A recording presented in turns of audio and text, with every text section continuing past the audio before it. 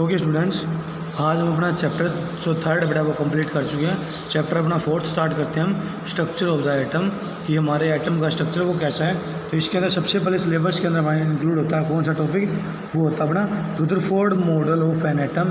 कि कह रहा है रुदरफोर्ड एक साइंटिस्ट का नाम था, उन्होंने एक मॉडल दिया था किस चीज़ का, एटम के बारे में।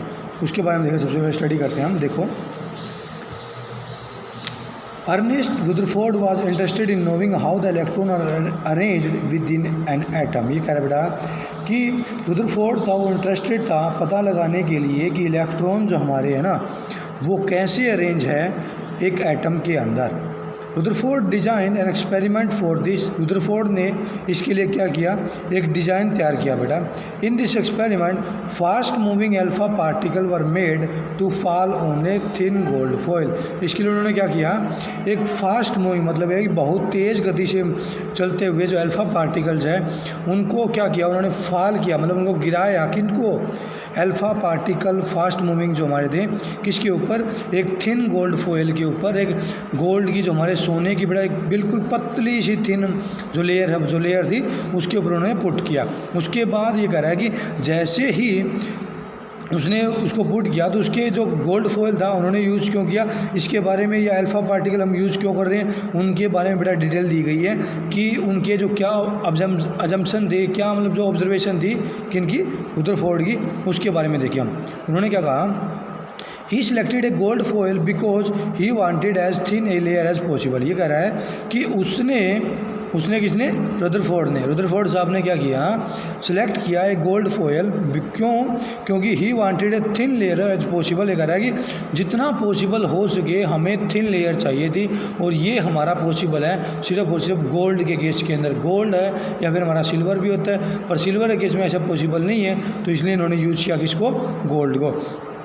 This gold foil was about 100 atom thick. ये कह रहे हैं कि ये गोल्ड फॉइल जो उन्होंने यूज की थी उसकी जो थिकनेस थी उसके अंदर हमारे यहाँ वो 1000 एटम है वो वहाँ पर प्रेजेंट थे। मतलब ये हुआ कि जो थिकनेस थी जो गोल्ड की उन्होंने ली थी वो इतनी थी कि जिसके अंदर हमारे 1000 एटम है वो हमारे प्रेजेंट थे थिकनेस के अंदर, मतलब जितनी मोटाई थी उसकी, जिसके अंदर हमारा 1000 एटम प्रेजेंट थे। उसके बाद देखो सेकंड पॉइंट क्या बोला, alpha particle are doubly charged helium ion.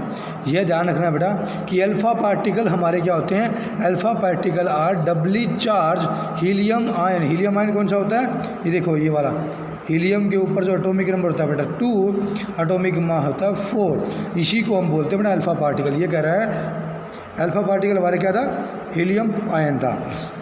Since they have a mass of 4u, हमें पता है कि मास उसका 4u था, मतलब AMU बोल सकते हैं, U बोल सकते हैं। And fast moving alpha particle have a considerable amount of energy. और ये कहता है कि जो फास्ट मूविंग, जो तेज़ गति से जो अल्फा पार्टिकल हमारे मूव कर रहे थे उनके अंदर हमारे कुछ अमाउंट के अंदर जितनी हमें रिक्वायरमेंट है बेटा अमाउंट ऑफ एनर्जी वहाँ पर प्रेजेंट थी।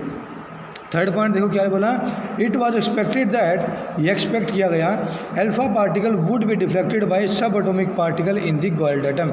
ये कह रहा है कि ये एक्सपेक्ट किया गया कि अल्फा पार्टिकल्स जो है ना हमारे कहाँ पे, एटम के अंदर डिफ्लेक्टेड बाय, वो कह रहा है कि जो अल्फा पार्टिकल है वो हमारा डिफ्लेक्ट होगा किसके द्वारा, जो एटम के अंदर हमारे सब एटॉमिक पार्टिकल प्रेजेंट है वो उसको डिफ्लेक्ट करेंगे।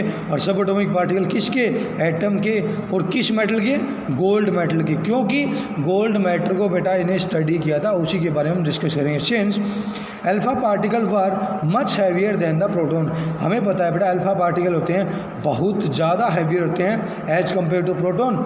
ही did not expect to see large reflection, और इसकी वजह से क्या है वो लार्ज रिफ्लेक्शन को शो नहीं करेंगे।